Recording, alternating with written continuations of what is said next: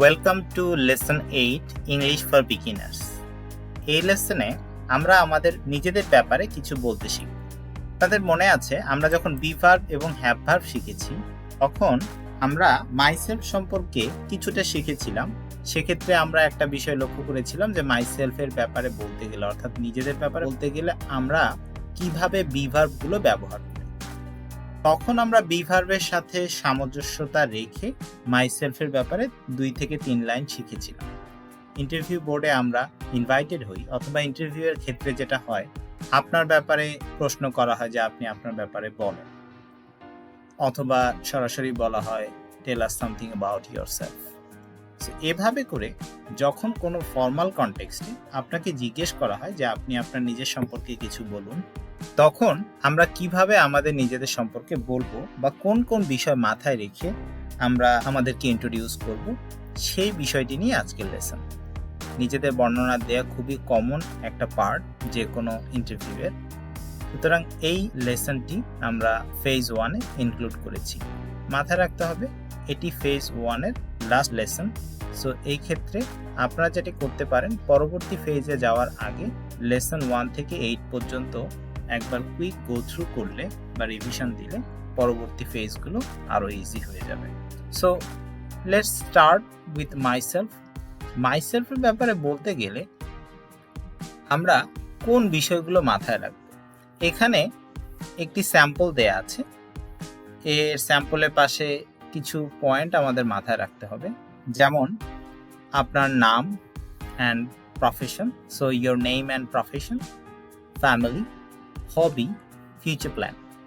এর পাশাপাশি আপনি আরও বেশ কিছু জিনিস, যদি আপনার কোনো প্রফেশনাল অথবা একাডেমিক বড় ধরনের কোনো অ্যাচিভমেন্ট থাকে, কিংবা প্রফেশন একাডেমিক লাইফের বাইরেও যদি কোনো বড় ধরনের অ্যাচিভমেন্ট থেকে থাকে, সেটাও আপনি মাইসেলফের ডেসক্রিপশনের ক্ষেত্রে বলতে পারেন।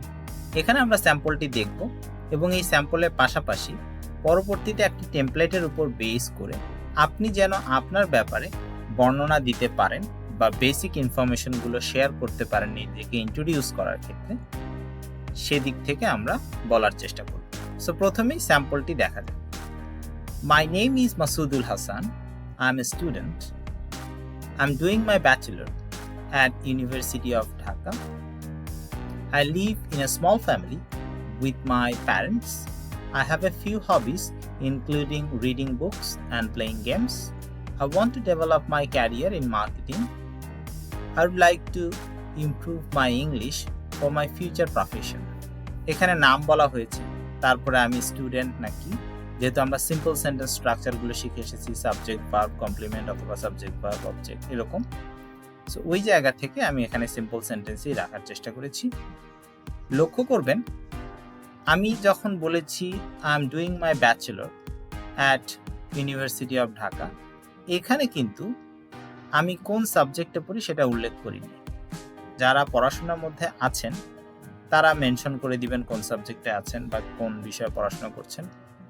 যারা পড়াশোনা শেষ করেছেন তাদের যদি ইন্ট্রোডাকশন দিতে গিয়ে মনে হয় যে আপনি পড়াশোনা একাডেমিক ব্যাকগ্রাউন্ড বলবেন, সেক্ষেত্রে আপনি বলতে পারেন আই হ্যাভ ডান অথবা I did my bachelors and masters, যে সাবজেক্টে যে ইউনিভার্সিটি থেকে সেটা বলতে পারেন।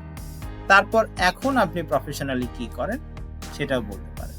যদি সরাসরি কোনো পেশার সাথে না থাকেন তখন আপনি এটা বলতে পারেন I have been looking for a suitable profession related to my academic background. এটা বলতে পারেন যে আপনার একাডেমিক ব্যাকগ্রাউন্ডের সাথে সম্পর্কিত একটা সুইটেবল জব খুঁজছেন।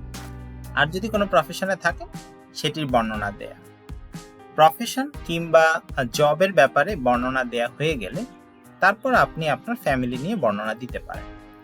এখানে আই হ্যাভ আ ফিউ হবিস, দেখেন এখানে কিন্তু ফ্যামিলির বর্ণনা খুব বেশি দেয়া হয় নাই।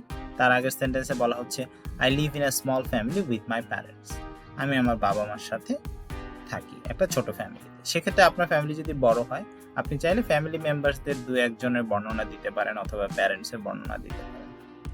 এর সাথে আপনি এটাও বলতে পারেন আপনার লোকেশন বা কোথায় থাকেন সেই অ্যাড্রেসটা, একদম স্পেসিফিক অ্যাড্রেস না, just name of the locality, জায়গার নাম উল্লেখ করতে পারেন। আপনি চাইলে আপনার হোম টাউনও মেনশন করতে পারেন, তবে যেহেতু অনেক বিষয় ইনক্লুড করলে মাইসেলফ টা একটু কনফিউজিং হয়ে যেতে পারে এই নিজের ইন্ট্রোডাকশনটা। সুতরাং মেক শিওর করবেন খুব বেশি বিষয় ইনক্লুড না করার। 2-3টা নাম এবং প্রফেশনের পাশাপাশি 2 থেকে 3টি বিষয় আপনি চাইলে এর সাথে অ্যাড করতে পারেন। এখানে ফ্যামিলির ব্যাপারে ছোট্ট একটা ইনফরমেশন দেওয়া আছে। তারপর বলা হচ্ছে I have a few hobbies including reading books and playing games. তাহলে হবির ব্যাপারে যদি আপনি বলেন কি কি হবি আপনার আছে সেটা আপনি বলতে পারেন। আবার যদি এরকম স্পেসিফিক কোনো হবি না থাকে সেক্ষেত্রে আপনি ফ্রি টাইমে কি করেন আপনি হয়তো বলতে পারেন I watch movies and listen to music in my free time, অথবা আপনি বলতে পারেন I take short tours and trips outside the city in my free time.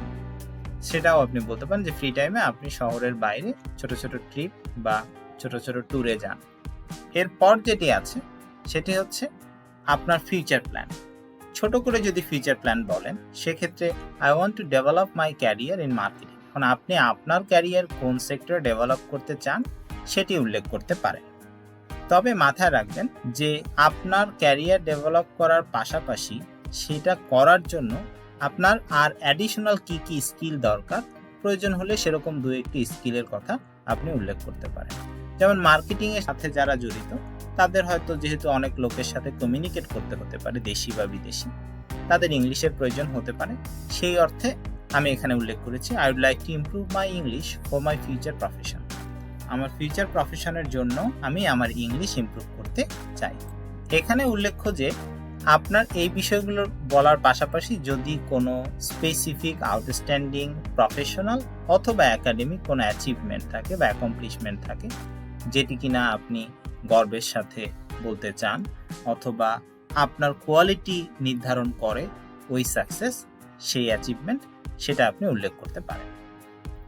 এখন এটির আলোকে বা এটির আদলে আমরা একটা মাইসেলফ আপনাদের নিজেদের বলতে গেলে কিভাবে বলা লাগতে পারে তার একটি টেমপ্লেট ফলো করার চেষ্টা করি।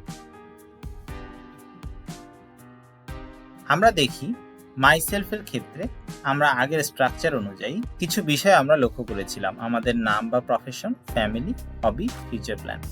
এর বাইরে আমি বলেছি আপনারা আপনাদের একাডেমিক অথবা প্রফেশনাল অ্যাচিভমেন্ট উল্লেখ করতে পারেন। মাই নেম ইজ, এরপরে দেখেন 3টি ডট দেওয়া আছে, এখানে আপনি আপনার নাম ব্যবহার করতে পারেন। আপনি প্রফেশনালি একজন স্টুডেন্ট নাকি ডক্টর নাকি ইঞ্জিনিয়ার নাকি টিচার নাকি ডিজিটাল মার্কেটার নাকি গ্রাফিক ডিজাইনার নাকি ওয়েব ডেভেলপার নাকি অন্য কিছু করেন সেটা আপনি এখানে উল্লেখ করেন। আই এম এ অথবা আই এম অ্যান হতে পারে, ডিপেন্ড করে যে আপনি আসলে কি শব্দ ব্যবহার করছেন তার। আই এম ডুইং, এখন আপনার ওই প্রফেশনের কারণে আপনি কি করছেন অথবা আপনি কি করেন সেটা উল্লেখ করেন। প্রফেশনাল রেসপন্সিবিলিটি কি সেটাও আপনি এই জায়গায় উল্লেখ করতে পারেন। এরপর আপনি বলতে পারেন আপনি যে ফ্যামিলিতে থাকেন সেই ফ্যামিলিতে স্মল ফ্যামিলি নাকি লার্জ ফ্যামিলি নাকি এক্সটেন্ডেড ফ্যামিলি। যদি স্মল ফ্যামিলি হয় বলেন I live in a small family, যদি এক্সটেন্ডেড হয় তখন I live in an extended family or a large family. কাদের সাথে থাকে তাদের কথা উল্লেখ করে দেন। I have a few hobbies including, আপনার হবিস কি কি আছে অথবা আপনি আপনার ফ্রি টাইমে কি করেন সেটি উল্লেখ করেন। এই গ্যাপগুলো যদি আপনি ঠিকঠাক মতো ফিল আপ করেন আপনার তথ্য দিয়ে, তাহলে আপনার ব্যাপারে মাইসেলফ বর্ণনা হয়ে যাবে। I want to develop my career in, এক্ষেত্রে আপনি আপনার ফিউচার ক্যারিয়ার বা ক্যারিয়ার কোন দিকে ইমপ্রুভ করতে চান সেটি উল্লেখ করতে পারেন, অথবা ক্যারিয়ার যদি বা পেশা যদি স্টার্ট করে না থাকেন সেটাও আপনি এখানে উল্লেখ করতে পারেন যে আপনি এই টাইপের পেশা খুঁজছেন। তারপর বলছে I would like to improve my English for my future profession, আমার ফিউচার প্রফেশনের জন্য আমার ইংলিশ আমি ইমপ্রুভ করতে চাই। এখানে আপনার ইংলিশ উল্লেখ না করে আপনি যদি মনে করেন যে আপনি অন্য কিছু দিবেন, অর্থাৎ আপনার অন্য কোনো স্কিল অ্যাচিভ করতে হবে, আপনি চাইলে সেটিও উল্লেখ করতে পারেন। এভাবে আপনি আপনার মাইসেলফের বর্ণনা দিতে পারেন। সো এই ছিল মাইসেলফ এই লেসন। আপনি এটি কয়েকবার প্র্যাকটিস করার মাধ্যমে, সেটা আয়নার সামনেও প্র্যাকটিস হতে পারে, নিজে নিজে একা দাঁড়িয়ে দাঁড়িয়েও প্র্যাকটিস করতে পারেন।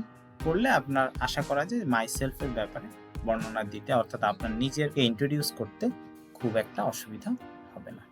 So thank you very much. That was the end of lesson 8 phase 1 English for beginners.